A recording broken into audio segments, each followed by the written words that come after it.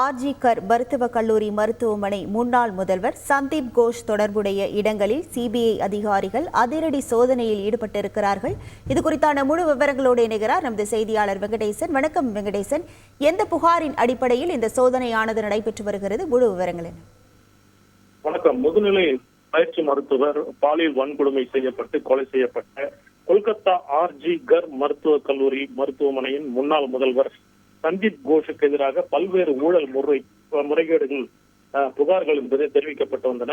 இந்த ஊழல் முறைகேடு புகார்களை விசாரிக்க கோரி, குறிப்பாக ஒரு சிறப்பு புலனாய்வு குழு அமைத்து விசாரிக்க கோரி அம்மருத்துவமனையின் முன்னாள் துணை கண்காணிப்பாளர் அலி என்பவர் கொல்கத்தா உயர்நீதிமன்றத்தில் ஒரு வழக்கை தொடர்ந்திருந்தார். இந்த வழக்கை விசாரித்த கொல்கத்தா உயர்நீதிமன்ற நீதிபதி ராஜஸ்ரீ பரத்வாஜ் இந்த விவகாரத்தை சிபிஐ புலன் விசாரணைக்கு உத்தரவிட்டார்.